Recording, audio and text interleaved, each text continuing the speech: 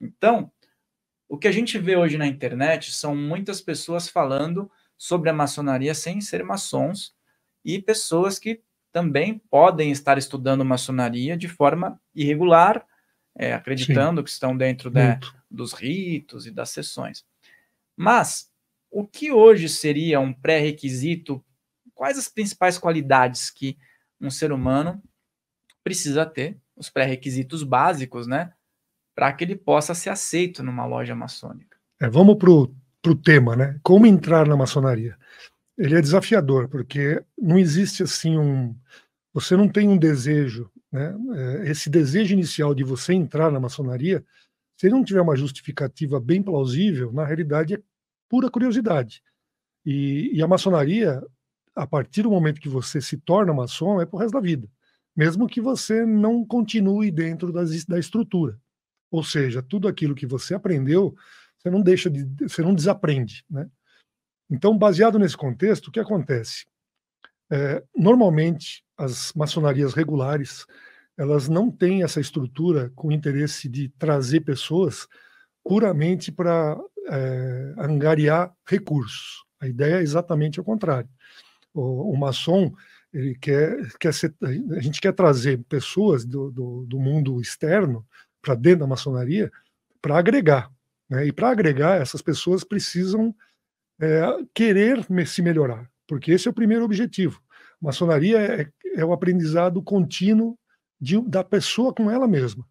Então, você identificar os seus próprios defeitos, corrigir os seus defeitos, e assim por diante. Quer dizer, é um crescimento durante a vida inteira. Não tem fim esse aprendizado, né? Por isso que o pessoal, muitos irmãos falam em ser o eterno aprendiz. Isso é uma verdade. A gente aprende sempre. Óbvio que sempre estamos mais preparados a partir do tempo que você está desenvolvendo a maçonaria. Então, o que a gente conversa, que eu sempre falo, primeiro, a maçonaria ela não forma maçons, não existe, nós não criamos maçons. A gente simplesmente localiza no mundo pessoas que têm potencial e que têm as características maçônicas, que depois a gente até pode comentar quais são, que têm essas características maçônicas e trazemos elas para dentro da ordem para que elas possam melhorar ainda mais aquilo que elas já são. Então, é o que eu sempre falo quando a pessoa entra, eu falo, reflita com as pessoas que você convive, quais são aquelas que te permitiram chegar aonde vocês chegaram hoje, dentro da maçonaria. E isso é bem interessante porque as pessoas começam a refletir e ficam pensando, às vezes é um pai, é um tio, é um amigo, né?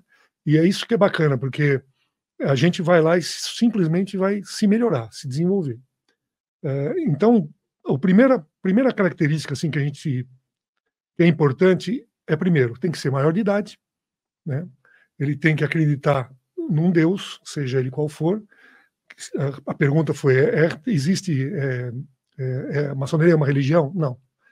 Ela aceita todas as religiões. Então, qualquer irmão, nós temos irmãos de todas as religiões possíveis e imagináveis, inclusive do islamismo, do judaísmo.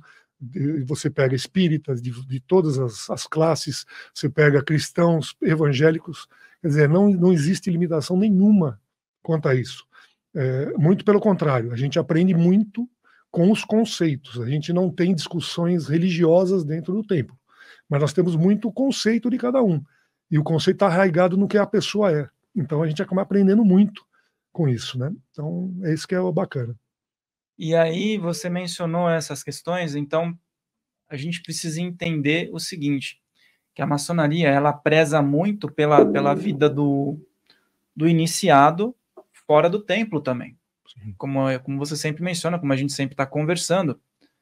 Porque muitas pessoas elas idealizam que vão entrar para a maçonaria e estão entrando para uma espécie de confraria, onde tudo virará de uma forma perfeita na vida dela, vai ter um carro na garagem, vai ter benefícios na sociedade e tudo mais.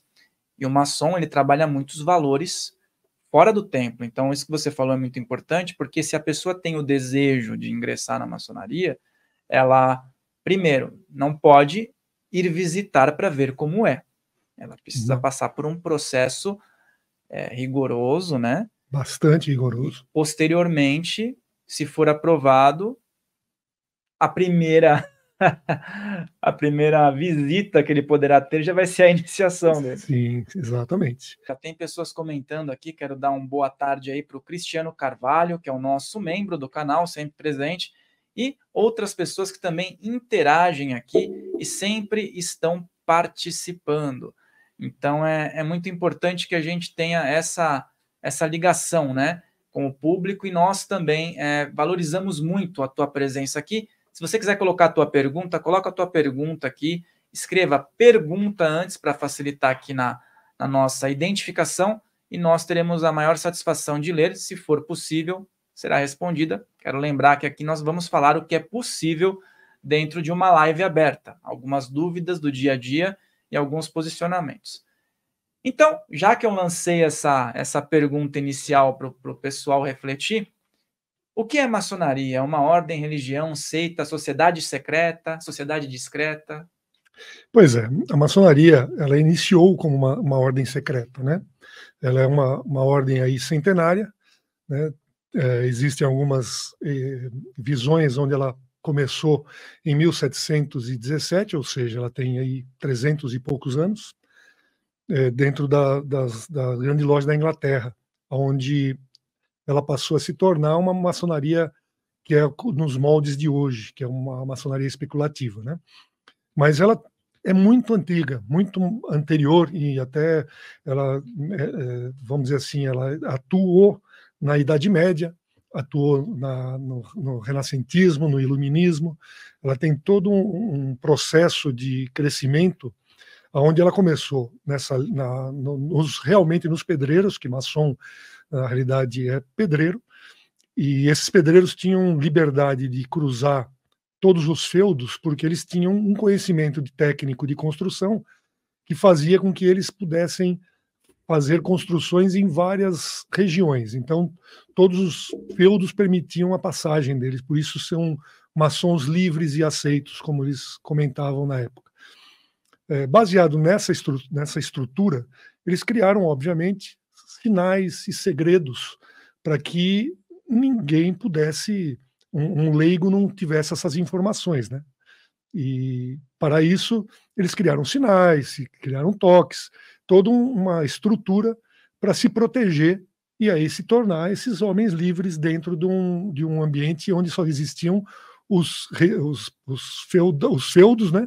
Os donos dos feudos e os vassalos, que eram os escravos, né? Então eles praticamente rodavam aí dentro desses regimes sem ter limitações, né? E aí, essa questão que você mencionou, muitas pessoas elas ficam intrigadas, né? Às vezes até têm pensamentos errôneos em relação à maçonaria, não só em relação à maçonaria, mas tudo que foge um pouco daquilo que traz a pessoa para um conhecimento aberto, a pessoa vai ter algum tipo de preconceito ou idealização do que seja, né? E justamente quando a gente fala sobre a maçonaria estar preservando os conhecimentos de forma fechada, ao meu ver, é justamente o ponto que fez com que até hoje se mantivesse esse tipo de trabalho, essa estrutura, né? Sim. Porque muitas vezes a gente pode profanar aquilo que realmente era para ser feito de uma forma fechada.